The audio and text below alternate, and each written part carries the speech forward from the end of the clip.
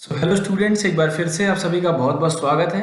आज के इस वीडियो में बात करने वाले हैं गवर्नमेंट पॉलिटेक्निक झांसी के बारे में। जितने भी गवर्नमेंट कॉलेजेस हैं आपके उत्तर प्रदेश के अंदर, उन सबकी वीडियोस आपको लगातार इस चैनल पर मिल रही हैं।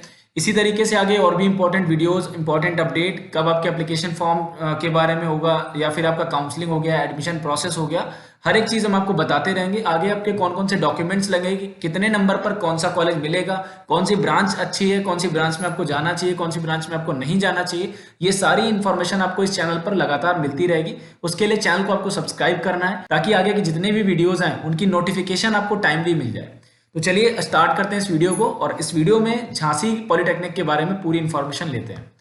तो सबसे पहले कि कितना पुराना कॉलेज है ये, तो 1958 में ये कॉलेज जो है इस्टेब्लिश हुआ है। तो इस्टेब्लिशमेंट ईयर जो है, स्थापना दिवस या स्थापना वर्ष कह लें, वो 1958 का है। तो मतलब बहुत पुराना कॉलेज है। और हमेशा बोलता हूँ, जितने पुराने कॉलेजेस रहते हैं उतने अच्छे कॉलेज होते हैं। कहीं ना कहीं ये सारे कॉलेज पुराने, इसका मतलब ये बढ़िया रनिंग कॉलेजेस हैं। यही रीजन है कि आज इनकी रैंकिंग तीसरे चौथे पांचवें नंबर पर ये रैंक किए जाते हैं, अच्छे रैंकिंग में आते हैं। तो इनका जो लोकेशन है, ये झांसी में लोकेटेड है। नेशनल हाईवे 75 के पास में एक अंसल कॉलोनी नाम से जगह है, अंसल कॉलोनी के नाम से जगह है झांसी में, वहां पर ये कॉलेज आपका लोकेटेड है। आगे देखते हैं इस कॉलेज का जो फीस स्ट्रक्चर है। आप देखिए कि जो भी सरकारी कॉलेजेस हैं, गवर्नमेंट कॉलेजेस हैं, उनकी फीस स्ट्रक्चर में कोई डिफरेंस नहीं मिलेगा उनमें, क्योंकि पूरी जो फीस होती है वो बोर्ड लेवल से रेगुलेट की जाती है, बोर्ड लेवल से दी जाती है।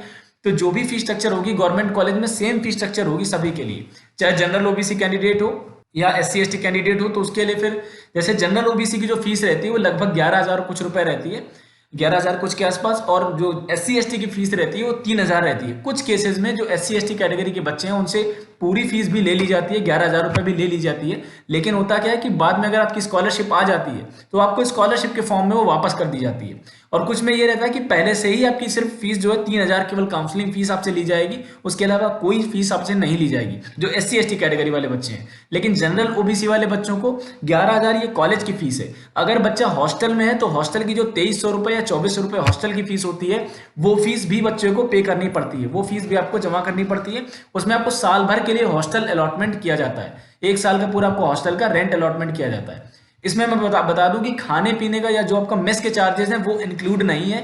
उसके लिए मेस के चार्जेस मंथली अलग आपको, चूंकि मेस जो भी होती है वो मेस प्राइवेट मेस होती है या कॉन्ट्रैक्ट बेसिस मेस होती है, तो उसका एक प्रॉपर ठेका होता है। तो उसमें जो भी आपके मेस के चार्जेस रहेंगे वो अलग से देने होते हैं आपको। पर मंथ जितना आप खाने वगैरह का रहेगा वो आपको देना रहेगा, वो वहाँ की मेस में आपको हॉस्टल के लेने के बाद आपको जानकारी मिल जाती है सारी। फिलहाल यहाँ पर एकेडमिक फैसिलिटीज में क्या क्या है, तो यहाँ पर 3 एकेडमिक बिल्डिंग है, main building, new institute building और STS building and IT building. यहाँ पर ये 3 बिल्डिंग हैं, जिनको 3 बिल्डिंग के अलग अलग नाम है। एक मेन बिल्डिंग है जहाँ पर सारी ब्रांचेस का वर्क होता है, एक new building, new institute building है जो नई बिल्डिंग जनरेट की गई बनी है मतलब, और STS building and IT building. तो ये टोटल आपकी बिल्डिंग्स हैं। अब इसमें लैब्स की बात करें तो 4 lab in civil engineering, civil engineering की यहाँ पर 4 लैब है। इन सब चीज़ों से आपको पता चलता है कि कॉलेज कितना बड़ा होगा, कितना कैंपस इसका बड़ा होगा, जब इतनी सारी बिल्डिंग्स हैं, अलग अलग ब्लॉक वाइज आपको बिल्डिंग रहेगी।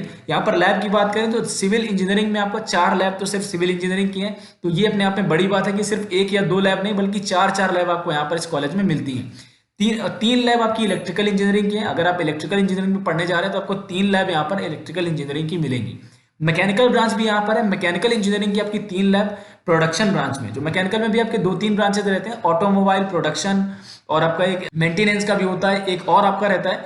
तो इसमें जो भी चीज़ें कि आपको डिफरेंस क्या है, अगर इनमें आप डिफरेंस जानना चाहते हैं या कुछ भी और इन्फॉर्मेशन जानना चाहते हैं, उसके लिए आप हमारे हेल्पलाइन नंबर्स पर कॉल कर सकते हैं।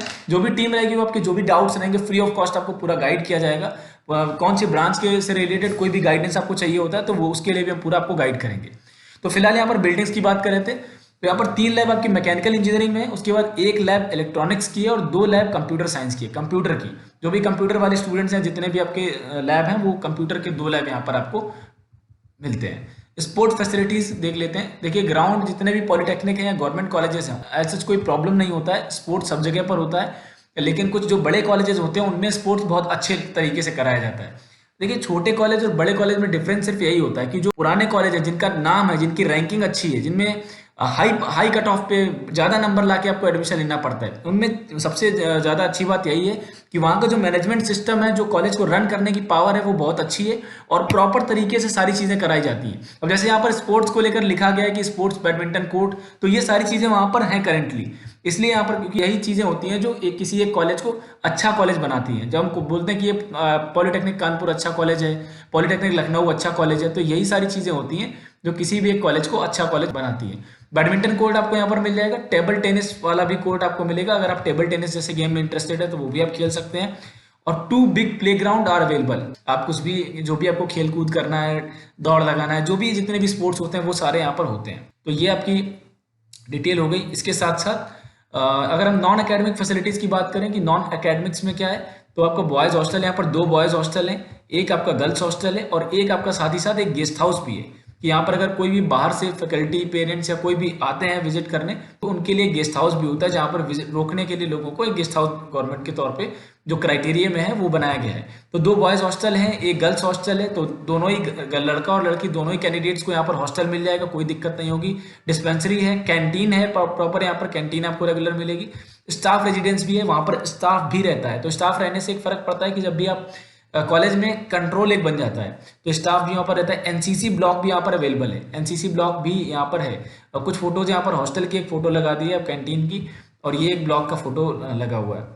इसी के साथ आगे जो है वर्कशॉप कौन कौन सी है, तो कारपेंट्री की वर्कशॉप, जितनी ब्रांचेज होंगी लगभग उनकी सबकी वर्कशॉप भी आपको यहाँ पर देखने को मिलेगी। जैसे कि carpentry, machine workshop, fitting shop, foundry, sheet metal and smithy, ये सब मैकेनिकल वालों का है। Welding shop, plumbing and painting shop, ये सारी चीज़ें हैं यहाँ पर। अब एडमिशन प्रोसेस वही है कि आपको जीकअप का एप्लीकेशन फॉर्म भरना है, उसके बाद उसमें अच्छे नंबर लाने हैं और आपको काउंसलिंग जो है अच्छे तरीके से करानी है। वो सबका ही प्रोसेस, एडमिशन प्रोसेस जो है वो सेम है। इस कॉलेज में खास बात ये है कि आपको अगर कॉलेज मिल जाता है तो आपके लिए एक अच्छा ऑप्शन है। और झांसी में लोकेटेड है, जो कि एक हिस्टोरिकल प्लेस है, मतलब वहाँ पर झांसी का किला और बहुत सारी चीज़ें हैं जो कि आप रहते हैं वहाँ पे, तो काफ़ी अच्छी चीज़ें। अब मेन बात है यहाँ पर कि ट्रेड्स कितनी है, कौन कौन सी यहाँ पर ट्रेड्स हैं या ब्रांच या ट्रेड बोलते हैं। तो सिविल ब्रांच यहाँ पर है, इलेक्ट्रिकल है, मैकेनिकल प्रोडक्शन है, इलेक्ट्रॉनिक्स इंजीनियरिंग है और आपका इंफॉर्मेशन टेक्नोलॉजी है। इंफॉर्मेशन टेक्नोलॉजी हो गया, इलेक्ट्रॉनिक्स इंजीनियरिंग, ये सारी ब्रांचेज यहाँ पर कॉलेज में अवेलेबल हैं। इसकी बात करें तो देखिए मैकेनिकल में टाटा मोटर्स आती है, आदित्य बिरला ग्रुप, ये सारी कंपनीज ऐसी हैं जो कॉमन कंपनीज हैं, इनमें बच्चे जाते हैं और ये कंपनियाँ बड़े बड़े जो अच्छे कॉलेजेस हैं, चाहे आपका लखनऊ पॉलीटेक्निक हो या कानपुर पॉलीटेक्निक हो, जो बड़े बड़े कॉलेजेस हैं वहाँ पर ये कंपनियाँ जाती ही जाती हैं। तो इसीलिए यहाँ पर ये नाम रखे गए। इसके अलावा बहुत सारे अलग अलग छोटे छोटे कंपनीज भी आते हैं। इसके लिए एक अलग से जॉब फेयर होता है, जॉब फेयर में बहुत सारी कंपनीज आती हैं और बहुत अलग अलग जगह के बच्चे आते हैं और किसी एक कॉलेज में उनका प्लेसमेंट का पूरी जो प्रक्रिया होती है, इंटरव्यू का कार्यक्रम होता है, वो सारा कुछ चलता है। तो ये थी इन्फॉर्मेशन। इसके अलावा और भी कुछ आपको डाउट या क्वेरी है तो आप यहाँ पर कॉल करके इन्फॉर्मेशन ले सकते हैं। और इसके अलावा जो नंबर या कट ऑफ की बात करेंगे, कितने आपको नंबर लाने चाहिए, देन मैं बोलूँगा कि आपको रैंक जो है, आपकी अगर रैंक की बात की जाए तो कम से कम आपको 10,000 के अंदर आपकी रैंक होनी चाहिए अगर आपको किसी भी ब्रांच में झांसी पॉलीटेक्निक के अंदर एडमिशन लेना है। इस कॉलेज में कम से कम 10,000 रैंक के अंदर आपकी होनी ही चाहिए, चाहे आप SC कैटेगरी के हो या ST कैटेगरी के हो। उसके बाद भी डिपेंड करता है कि अगर आप सिविल, इलेक्ट्रिकल, सिविल ब्रांचेस में जाना चाहते हैं तो उन ब्रांचेस की कट ऑफ हमेशा हाई रहती है। तो 3-4 हज़ार, 5,000 रैंक के अंदर 3,000 रैंक के अंदर, 4,000 रैंक के अंदर आपको एडमिशन मिलता है। लेकिन अगर लास्ट तक आप पूरी काउंसलिंग बेहतर तरीके से करते हैं, पूरा गाइडेंस के साथ में कि कहाँ पर कितनी सीटें कैंसिल हो रही हैं, कितनी सीट अभी और वैकेंट हैं, उसके हिसाब से आप देख के अच्छे तरीके से काउंसलिंग करते हैं तो आपको काफ़ी कम नंबर पर भी बहुत अच्छे कॉलेजेस मिलने के, अच्छी ब्रांच मिलने के पूरे चांस रहते हैं। तब तक के लिए keep watching, stay connected, thank you so much.